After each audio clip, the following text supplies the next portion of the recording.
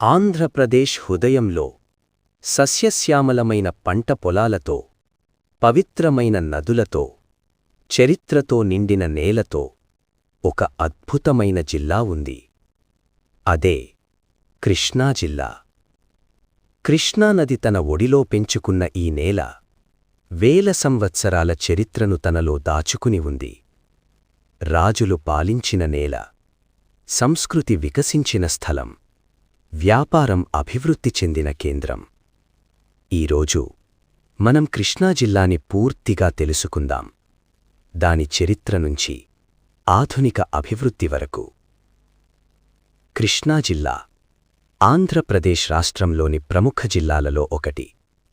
ఈ జిల్లా తూర్పున బంగాళాఖాతం, పడమర గుంటూరు జిల్లా, ఉత్తరం ఏలూరు జిల్లా, దక్షిణం బాపట్ల జిల్లా, ఇలా 4 వైపులా విస్తరించి ఉంది. ఈ జిల్లాకు పేరు వచ్చింది భారతదేశంలోని ఒక ప్రధాన నది అయిన కృష్ణా నది వల్ల. ఈ నది మహారాష్ట్రలో ప్రారంభమై తెలంగాణ, ఆంధ్రప్రదేశ్ మీదుగా ప్రవహించి బంగాళాఖాతంలో కలుస్తుంది.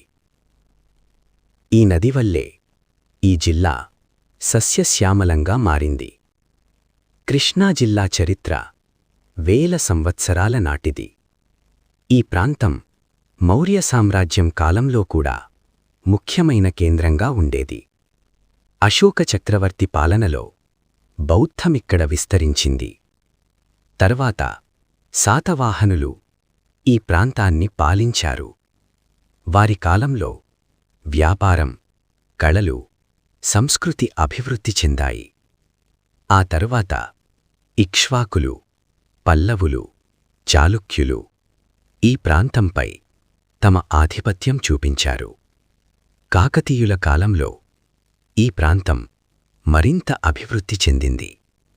విజయనగర సామ్రాజ్యం కాలంలో కృష్ణా జిల్లా ఒక ముఖ్యమైన వ్యాపార కేంద్రంగా మారింది.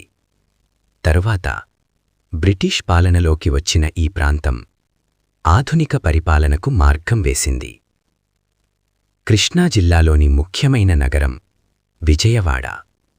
ఇది కేవలం ఒక నగరం కాదు, ఆంధ్రప్రదేశ్ ఆర్థిక మరియు సాంస్కృతిక కేంద్రం. ఇక్కడ ఉన్న కనకదుర్గ అమ్మవారి ఆలయం ప్రపంచ ప్రఖ్యాతి కాంచింది. ప్రతి సంవత్సరం జరిగే దసరా ఉత్సవాలు లక్షలాది భక్తులను ఆకర్షిస్తాయి. ఇక్కడ ఉన్న ప్రకాశం బ్యారేజ్ కృష్ణానది మీద నిర్మించబడింది. ఈ